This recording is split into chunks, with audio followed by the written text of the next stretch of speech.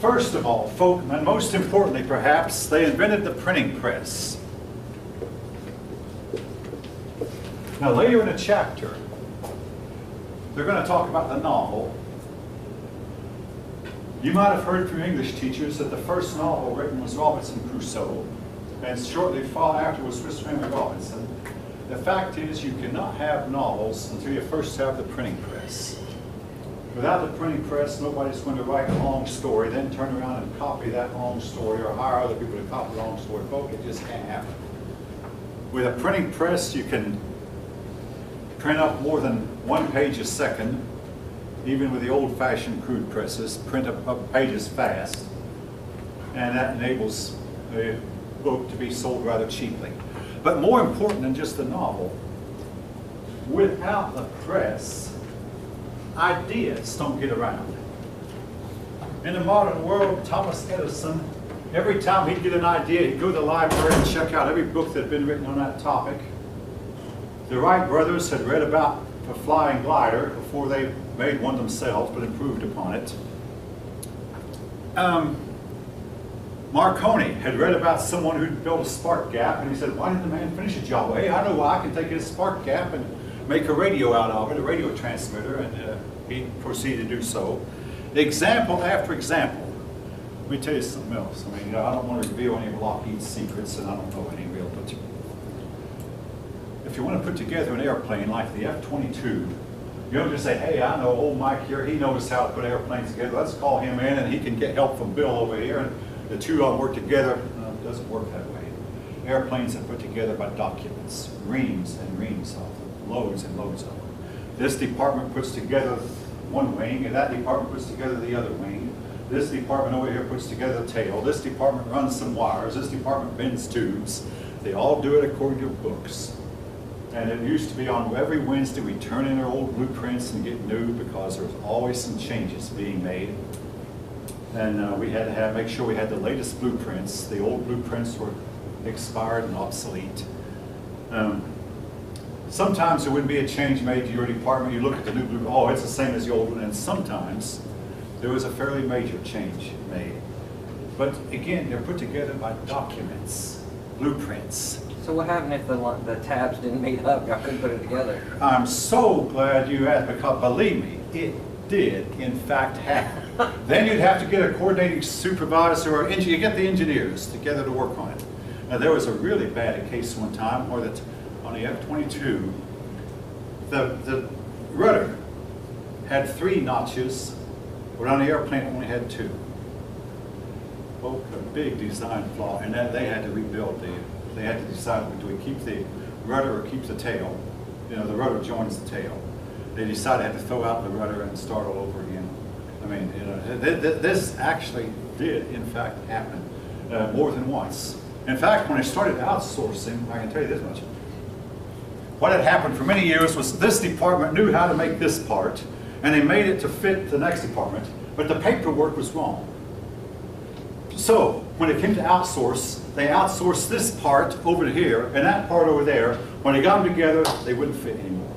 And they learned that, oh, the departments had just gotten together and worked out a deal where we'll fudge a little bit on our paperwork and make ours a little bigger, and you make yours a little smaller, and they'll fit.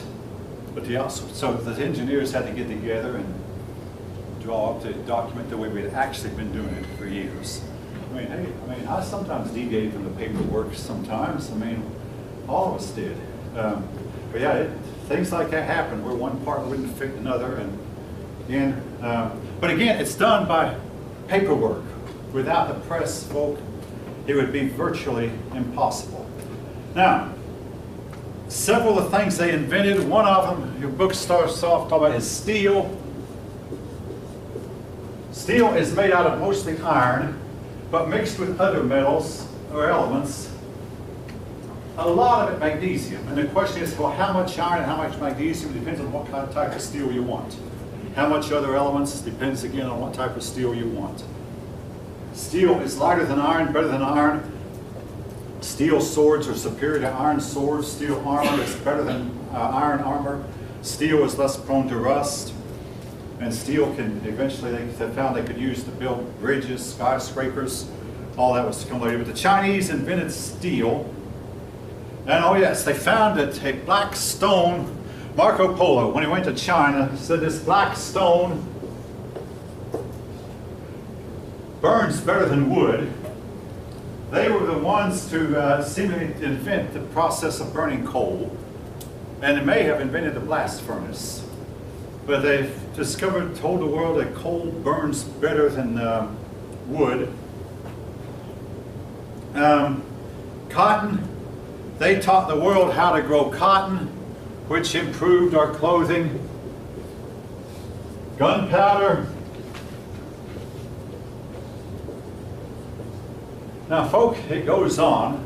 I mean, that's in the area of commerce. Let's see. Now,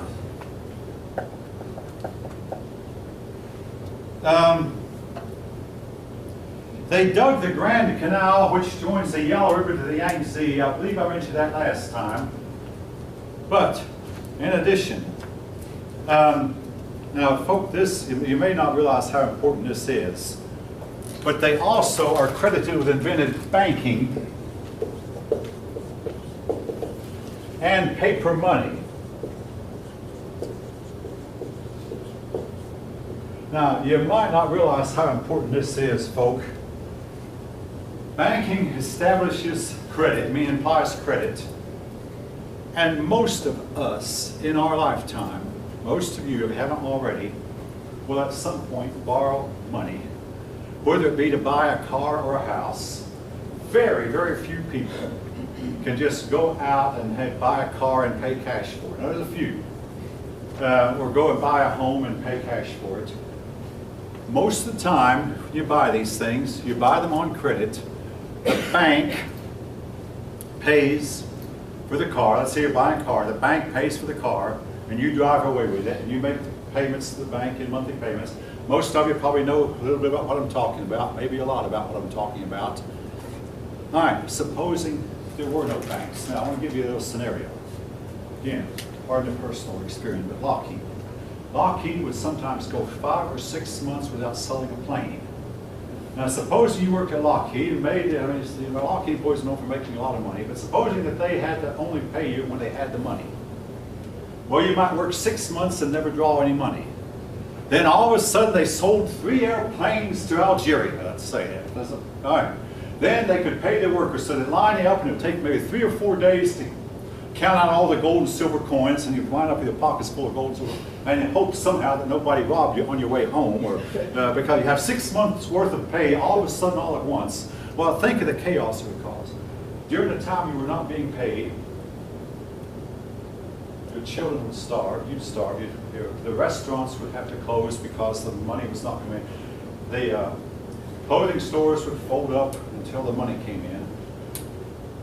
Banks, though, enabled Lockheed to give us all a weekly paycheck and put all this money then into circulation every week to where the restaurants could stay open, the retail stores could stay open, the clothing stores could stay open, department stores could stay open, all this money, and it did it on a regular, consistent basis. Everybody got their weekly paycheck from the highest level on down to the janitors and the laundry room workers.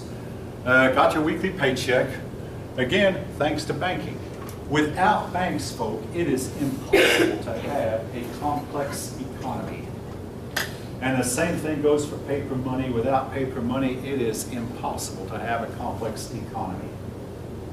Now, there was a problem, and this is a problem that we have, and somehow we've lived with it.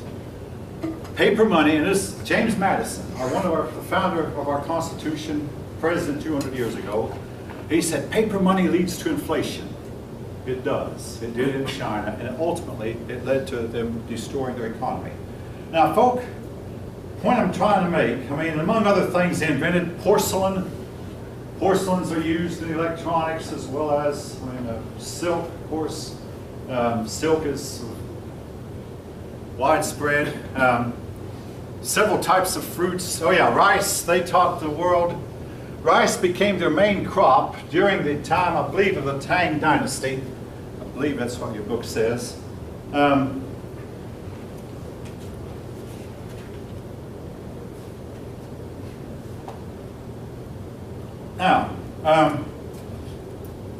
you get to the issue of what consists of what makes up money. At first, money was gold and silver coins. Then they decided, well, there's not enough gold, let's make copper coins. But the copper coins became big and cumbersome after all, because copper does not have the value of gold and silver. So they introduced paper. Today, a lot of times, money is nothing more than a debit card or a credit card that you pay, but it's entered electronically. But still, the issue is, what consists of money? And this has been an issue from the beginning. All right, the point I want to make is these people, folk, were the most advanced people on the face of the globe, and they came within, oh, so little of overspreading the globe. I mean, the book mentions the huge ships they invented. They invented ships that we know had at least 4 masts, and rumor has it that they had ships that were 450 to 500 feet long, made out of wood. How they do it? They use this type of wood called teak, we believe. They bury this teak wood underground several feet for, I don't know how long, but quite a length of time until the teak became really hard. Then they dig the teak wood back up and start forming it and shaping it. And made some sailing vessels that are believed to have been 400 feet long. Some people say that's impossible, but nevertheless, their records show they did it. And the only thing we found, other than the records, we found a rudder that would go on a 450-foot vessel, and I don't think the Chinese would have put a rudder for a 450-foot vessel on a 150 or 200-foot vessel. So likely they did. It is now known that the Chinese came to California, crossed Pacific, but they didn't stay. And again, why? Well, look on a map. From Europe to the New World is only about 4,000 miles. From China to the New World is more like 10,000 miles. That might have had something to do with it. But they came to California for a while, but they weren't interested in the New World. Again, these people spread over the globe. Oh yeah, they went to Africa and impressed one of their emperors because they're in Africa. They bought home giraffes, which the people of China had never seen. They bought elephants, and they bought venomous snakes and a whole lot of really exotic animals that Chinese had never seen before. But what impressed them most was the giraffes with a long neck. But folk, they got to a certain point and they quit. They simply quit. And why they quit, that's a subject, believe me, I will be getting into in a little bit. The Silk Road, which your book emphasizes, consists of 2 routes, an overland route and a maritime route. The overland route sometimes went through northern India, or sometimes went way up here into this region, and wound up in the sea route would start here and go around Malaysia, around India, and up the Red Sea, or sometimes up the Persian Gulf. Again, they had some very, very large ships. They had invented the rudder, the movable sail. Some of these inventions I mentioned, but folk, with this start, with this kind of economy, with a printing press, with banking, paper money, their economy, they were just on the verge, and they flopped. But they almost did.